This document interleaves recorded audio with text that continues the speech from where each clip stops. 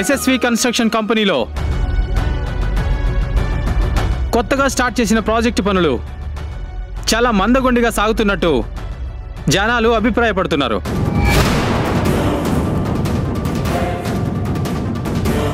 యష్ యష్ అమ్మా సింధు, అమ్మా సింధు, ఏంటన్నా ఎందుకు అంతలా అరుస్తున్నారు? రే చూడరా, మీ కంపెనీ గురించి ప్రాజెక్ట్ గురించి న్యూస్లో ఏదో చెప్తున్నారు చూడు. మిడిల్ క్లాస్ వాళ్ళ సొంతింటి కల నిజం చేయడం కోసం ప్రారంభించిన ఈ ప్రాజెక్టులో ఎన్నో అవకతవకలున్నట్లుగా, ప్రాజెక్టులో ఫ్రాడ్ జరుగుతున్నట్లుగా మా దృష్టికి వచ్చింది.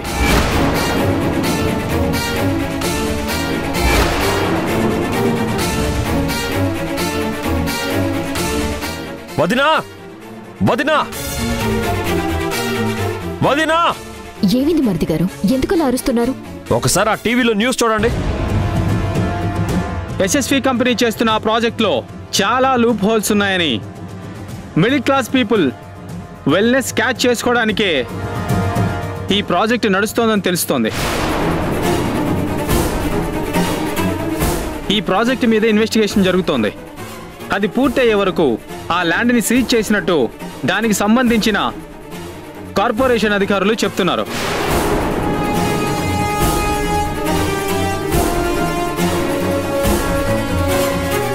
అధికారుల ఇన్వెస్టిగేషన్లో ఈ ప్రాజెక్టు ఫ్రాడ్ అని తేలితే మిడిల్ క్లాస్ ప్రజల సొంతింటి కలగానే మిగిలిపోయే అవకాశం ఉంది. ఇప్పుడిప్పుడే అన్ని సెట్ అవుతున్నాయి అనుకునే టైంకి వీడెవడో న్యూస్లో న్యూసెస్ చేస్తున్నాడు. మళ్ళీ ప్రాజెక్టుకి పెద్ద ప్రాబ్లం తీసుకొస్తున్నాడు.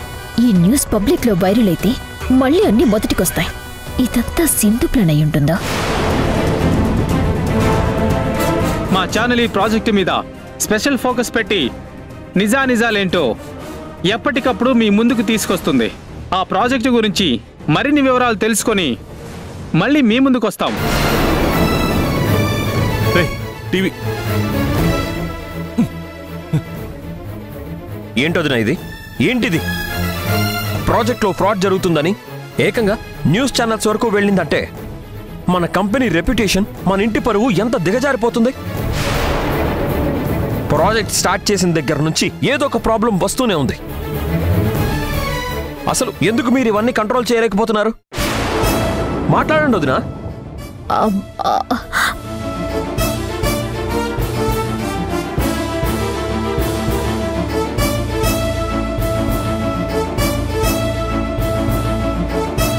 సింధు, ఇదంతా నీ ప్లానే కదా?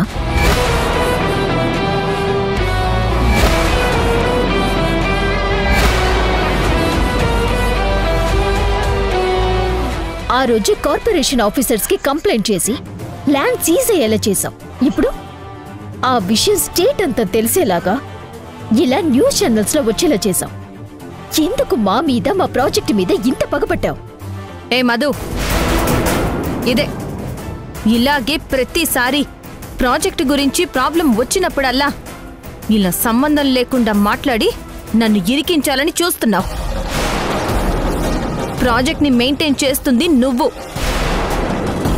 ఏ తప్పు జరిగినా అది నీ వల్లే జరగాలి. అయినా న్యూస్లో నేనెందుకు చెప్పిస్తాను? అలా చేస్తే నా అత్తింటి పరువు, నా భర్త కంపెనీకి మార్కెట్లో ఉన్న విలువ ఇవన్నీ పోతాయని నాకు తెలీదా? సింధు, అప్పుడు కూడా ఇంతే.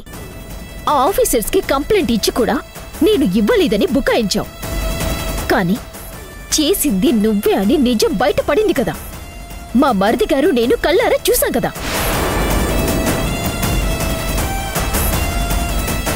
చూడు సింధు, మర్యాదగా నిజం ఒప్పుకో సింధు. ఇది కూడా నువ్వే చేసావు కదా. ఏంటమ్మా మధు ఇది? ఏంటిది? ఏంటిది? ఎందుకు సింధుని అనవసరంగా అనుమానిస్తున్నావు? నువ్వు చేస్తున్న ప్రాజెక్టులో తప్పులు జరుగుతున్నాయి కాబట్టే కదా ఆ విషయం న్యూస్లో చెప్పారు. నిజంగా ఎలాంటి తప్పు జరగకపోతే వాళ్ళు మాత్రం ఎందుకు చెప్తారు? మీ చిన్న కోడల సంగతి మీకు తెలియదు మావయ్య. వేలికేస్తే కాలుకేసే రకం. తెలివిగా వెనకంటి నడిపిస్తూ మన పరువు తీస్తోంది. చూడమ్మా, నా చిన్న కోడలు మా ఇంటి పరువు మర్యాద నిలబెడుతుందే కానీ మా పరువు తీయాలని తన ప్రాణం పోయినా కూడా చూడదు. ఆహా, అలాగా? ఈ పని చేసింది సింధు అని నేను నిరూపిస్తాను. అప్పుడు నేనే సింధుని మెడపట్టుకొని ఈ ఇంట్లో నుంచి బయటికి తోసేస్తాను. ఏయ్, నీకంత సీన్ లేదు మధు. నిజంగా నేనే చేశానని నువ్వు ప్రూవ్ చేస్తే ఇంట్లో నుంచి నేనే వెళ్ళిపోతాను. ఇదే మాట మీద ఉండు సింధు, ఇదే మాట మీద ఉండు. త్వరలోనే ప్రూవ్ చేస్తాను. న్యూస్ ఛానల్కి ఈ ఇన్ఫర్మేషన్ లీక్ చేసింది నువ్వే అని నేను నిరూపిస్తాను.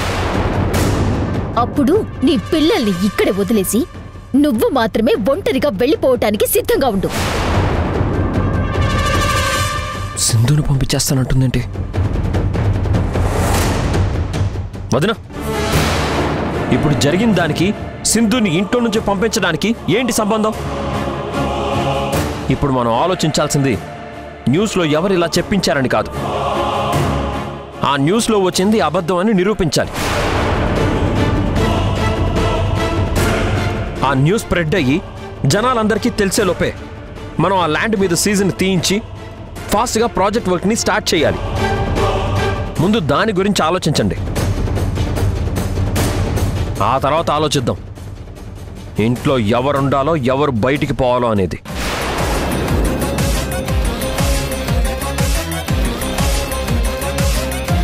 ముందు మీరు ఆ పొలిటీషియన్తో మాట్లాడతారో లేక కార్పొరేషన్ ఆఫీసర్స్తో మాట్లాడతారో మాట్లాడండి.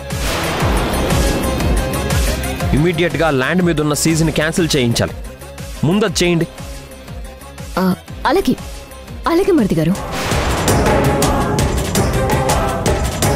వదినా, మరిది గారు, నేను చెప్పింది మీకు అర్థమైంది కదా? ముందు అర్జెంటుగా వెళ్ళి ఆ పొలిటీషియన్తో మాట్లాడండి. ఈ న్యూస్లో వచ్చింది ఏది నిజమని జనాలు నమ్మకూడదు. ఒకవేళ నమ్మితే నా ప్రాణం పోయినట్టే వదినా.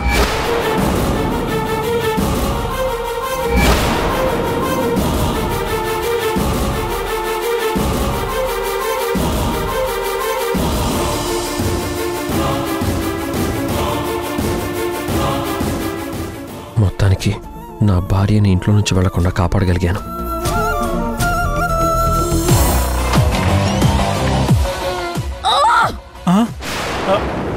మధు, ఏమైంది?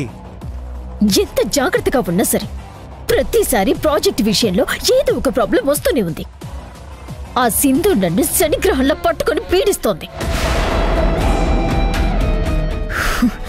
అసలు ఆ రోజు దాన్ని లేపేసి ఉంటే ఒక పని అయిపోయి ఉండేది. ఈ రోజు నాకు ఎన్ని టెన్షన్స్ ఉండేవి కాదు. ఏమైంది? ఎందుకు ఇంతలా ఇరిటేట్ అవుతున్నావు? ఏమవటమేంటి తేజ, ఆ సింధు నా మెంటల్ పీస్ ని పీసెస్ గా చేసి పారేస్తోంది. ఏం చేసింది? కార్పొరేషన్ ఆఫీసర్స్ ల్యాండ్ సీజ్ చేసిన విషయం, మన ప్రాజెక్టు మీద ఇన్వెస్టిగేషన్ చేస్తున్న విషయం మీడియా పర్సన్స్ కి చెప్పి ఆ న్యూస్ ఛానల్లో టెలికాస్ట్ అయ్యేలా చేసింది. నిజమా? నిజం కాబట్టి కదా నేను ఇంత ఫ్రస్ట్రేట్ అవుతున్నాను. ఆ న్యూస్ మీ నాన్న మీ తమ్ముడు కూడా చూశారు. న్యూస్లో వచ్చిందంటే పబ్లిక్ కూడా చూసే ఉంటారు కదా మధు. నువ్వన్న ఈ పాయింట్ పట్టుకొని మీ తమ్ముడు ఈ న్యూస్ జనాల్లో స్ప్రెడ్ అయితే మన మీద ఉన్న నమ్మకం పోతుంది. వదినా, నువ్వేం చేస్తావో నాకు తెలీదు. ఆ పొలిటీషియన్తో మాట్లాడతావో లేక ఆ కార్పొరేషన్ ఆఫీసర్స్తో మాట్లాడతావో నీ ఇష్టం. ఇమీడియట్ గా ల్యాండ్ మీదున్న సీజ్ తీయించమంటున్నాడు. ఇదంతా ఆ సింధు వల్లే. అది ఈ ఇంట్లో ఉన్నన్ని రోజులు నాకు తలనొప్పి. నా ప్లాన్స్ కి అడ్డుపడుతూనే ఉంటుంది. దాన్ని ఎలాగైనా ఇంట్లో నుంచి వెళ్ళగొట్టాలి తేజ. అది ఎలా జరుగుతుంది మధు? జరుగుతుంది తేజ.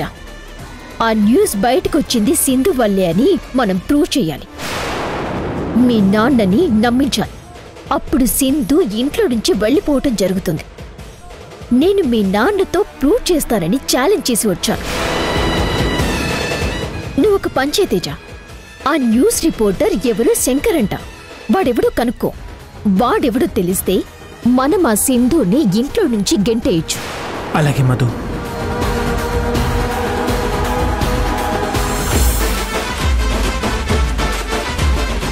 అసలు సింధు మామూలుది కాదు. అన్ని వైపుల నుంచి వదిన్ని లాక్ చేసి పడేసింది. ఆయన అలా చెయ్యాలి కూడా. బాబా, నా సింధు నన్ను గెలిపిస్తుంది, వదిన్ని ఓడిస్తుంది. నిజంగా నా సింధు చాలా గొప్పది. సింధు లాంటి భార్య నాకుండడం నిజంగా నా అదృష్టం. నేను తనను అనుమానించి దూరం పెట్టినా కూడా నా మంచి కోరుకుంటుంది. సింధు నా పాలిట దేవత, లక్కు. అబ్బో, అలాంటి సింధుని అంత బాధ పెట్టాను. ఛ!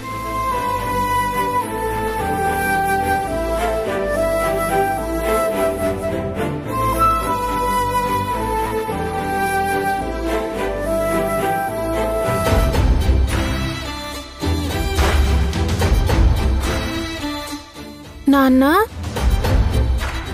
ఏంటలా ఉన్నావు? ఏం లేదులేరా. తలనొప్పిగా ఉందా నాన్న? వేడివేడి కాఫీ తాగితే తలనొప్పి తగ్గిపోతుంది నాన్న. అమ్మ కాఫీ బాగా పెడుతుంది అసలు.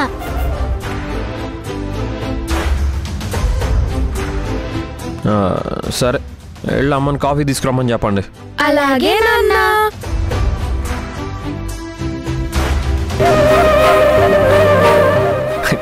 ఎస్.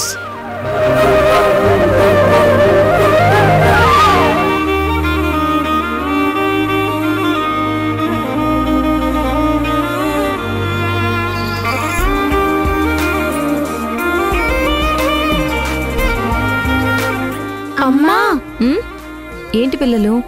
నాన్న నిన్ను కాఫీ తీసుకుని రమ్మంటున్నారు. ఎవరు నాన్న? ఎవరి నాన్న ఏంటమ్మా? మా నాన్న.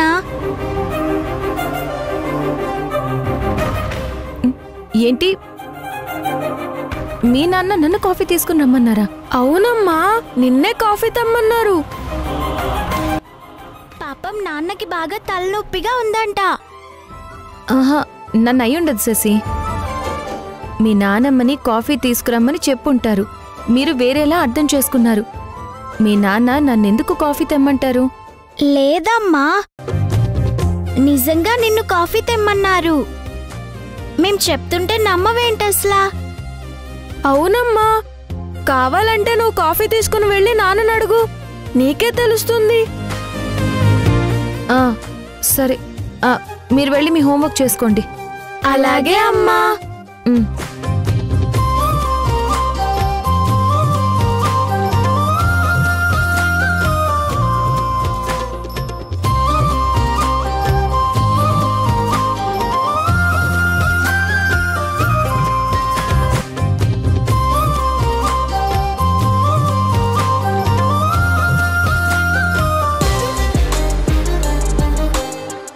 సింధు ఇంకా కాఫీ తీసుకొని రాలేదేంటి? చాలా సేపు అయింది కదా పిల్లలు వెళ్ళి చెప్పి. వస్తుందేమోలే.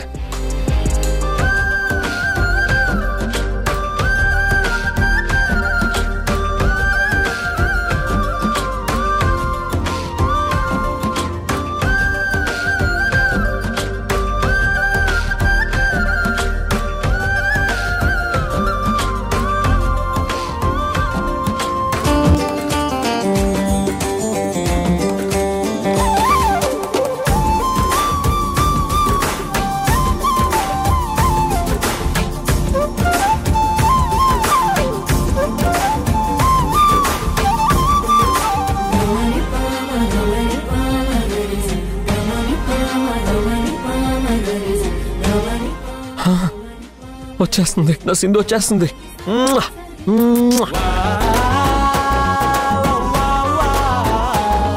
సింధు, ఎంత అందంగా ఉన్నావేంటి? ఈరోజు ఎలాగైనా నిన్ను హగ్ చేసుకోవాలి, ఒక్క ముద్దైనా పెట్టాలి.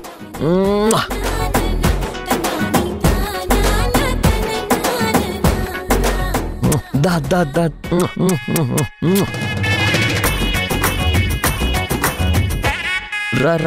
గొర్రె,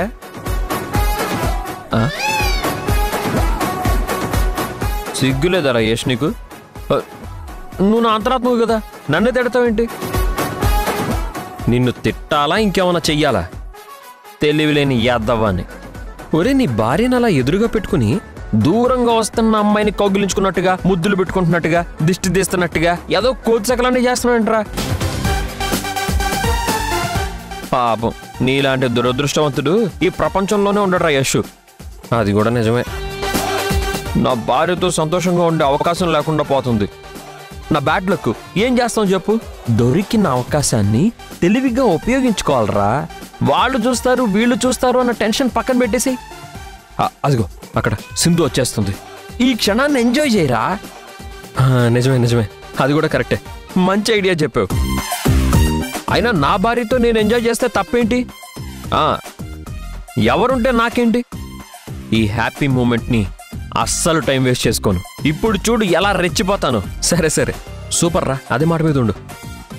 రాసిందు రా రా రా రా. రే ఇంకా ఎక్కడ ఉన్నాడు రా? ఎలా? అది కాదురా, నేను కూడా ఉండి ఎలా?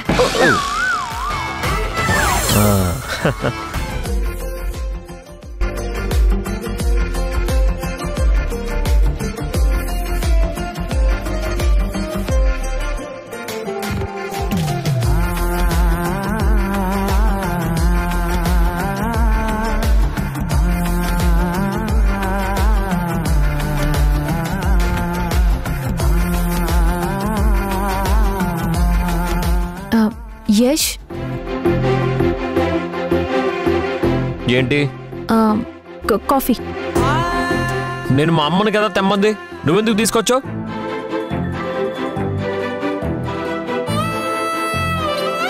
అంటే అది పిల్లలొచ్చి అమ్మా నాన్న నిన్ను కాఫీ తెమ్మని చెప్పారు అంటే నేను తెచ్చాను. నేను అసలు నిన్ను కాఫీ ఎందుకు తెమ్మంటాను? మా అమ్మని కాఫీ తీసుకురమ్మని చెప్పండి అన్నాను. పిల్లలు దాన్ని ఇంకోలా అర్థం చేసుకొని ఉంటారు, అందుకే నీతో అలా చెప్పుంటారు.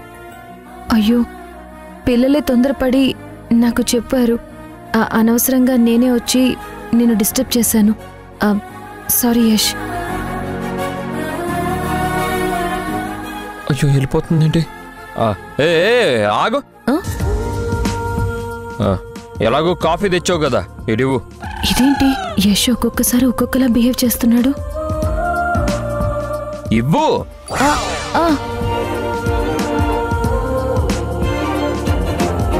ఇవ్వు.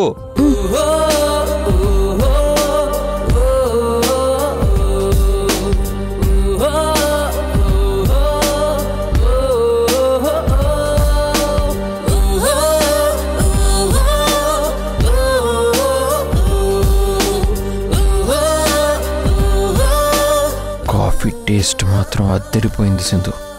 నీ చేతి కాఫీ తాగి ఎన్ని రోజులు అయిపోయిందో, ప్రాణం లేచొచ్చినట్టు అనిపిస్తుంది.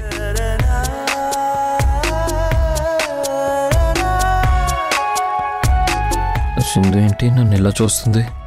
కొంప తీసి నా మీద డౌట్ వచ్చిందా ఏంటి? ఏంటి అలా చూస్తున్నావు? ఏం లేదు ఏం లేదు యష్.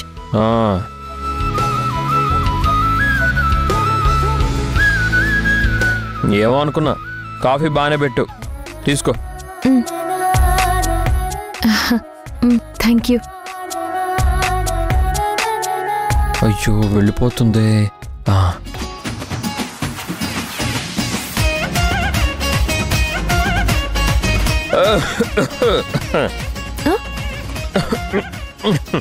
అయ్యో యష్.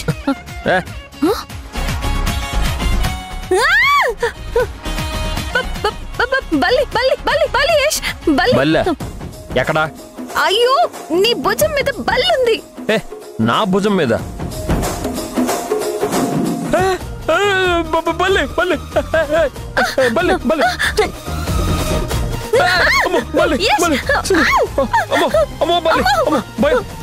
బల్లి.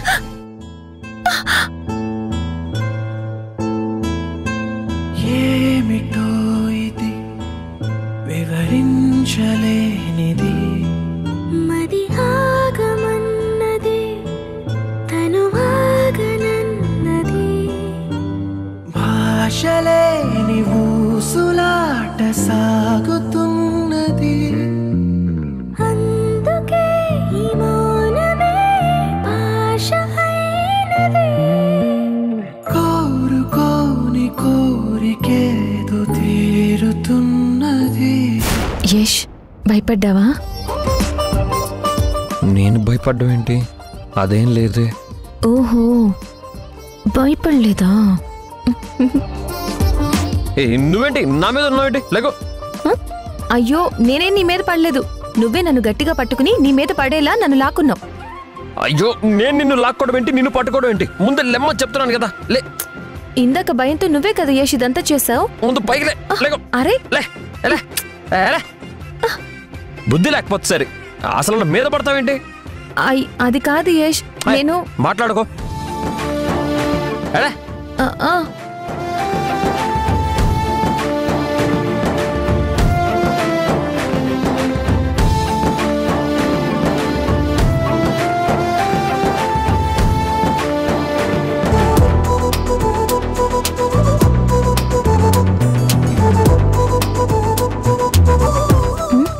ఇదేంటి ఈ బల్లి కదలకుండా అలాగే ఉంది?